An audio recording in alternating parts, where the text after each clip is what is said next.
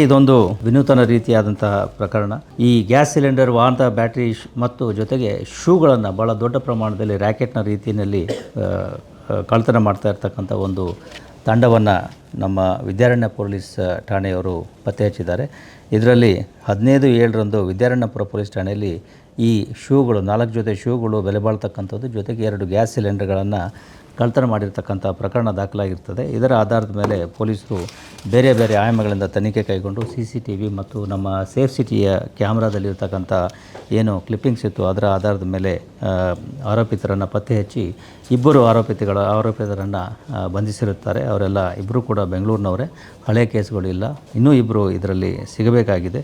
ಆದರೆ ಮೂಲತಃ ಇವರೆಲ್ಲ ಈ ರೀತಿ ಮನೆಗಳ ಮುಂದೆ ಇಟ್ಟಿರ್ತಕ್ಕಂತಹ ಬೆಲೆ ಬಾಳ್ತಕ್ಕಂಥ ಈ ಶೂಗಳು, ಚಪ್ಪಲ್ಗಳನ್ನು ಕದೀತಕ್ಕಂಥದ್ದು, ನಂತರ ಅವುಗಳನ್ನು ಊಟಿ, ಕೊಡೈಕೆನಾಲ್ ಅಂತಹ ಕಡೆಗಳಿಗೆ ಅವುಗಳನ್ನು ಸರಿಯಾಗಿ ಕ್ಲೀನ್ ಮಾಡಿ ಅಲ್ಲಿಗೆ ಕಳಿಸ್ಕೊಟ್ಟು ಅಲ್ಲಿ ಮಾರಾಟ ಮಾಡ್ತಕ್ಕಂಥದ್ದು, ಜೊತೆಗೆ ಬೆಂಗಳೂರಿನ ಸಂಡೇ ಬಜಾರ್ನಲ್ಲಿ ಕೂಡ ಮಾರಾಟ ಮಾಡ್ತಕ್ಕಂಥ ಒಂದು ಪ್ರವೃತ್ತಿಯನ್ನು ಇಟ್ಕೊಂಡಿದ್ರು. ಇವರು 2017ರಿಂದ ಈ ರೀತಿ ಮಾಡ್ತಾಯಿದ್ವಿ ಅಂತ ಹೇಳಿದರೆ ಭಾಳಷ್ಟು ಪ್ರಕರಣಗಳು ಇವು ಯಾವುದೂ ಕೂಡ ದಾಖಲಾಗಿಲ್ಲ. ಯಾಕೆಂದರೆ ಮನೆ ಮುಂದೆ ಇರ್ತಕ್ಕಂಥ ಶೂಗಳು ಅಂಥೇಳಿ ಸಾರ್ವಜನಿಕರು ಕೂಡ ನಿರ್ಲಕ್ಷ್ಯ ಮಾಡಿರ್ತಕ್ಕಂಥ ಸಂಭಾವ್ಯ ಇರ್ತದೆ. ಆದರೂ ಕೂಡ ಇದು ಒಂದು ವ್ಯವಸ್ಥಿತವಾದಂತಹ ರೀತಿಯಲ್ಲಿ ಮಾಡ್ತಾ ಇರ್ತಕ್ಕಂಥ ಒಂದು ರ್ಯಾಕೆಟ್ ಅಂತೇಳಿ ಈಗ ಕಂಡು ಬಂದಿದೆ.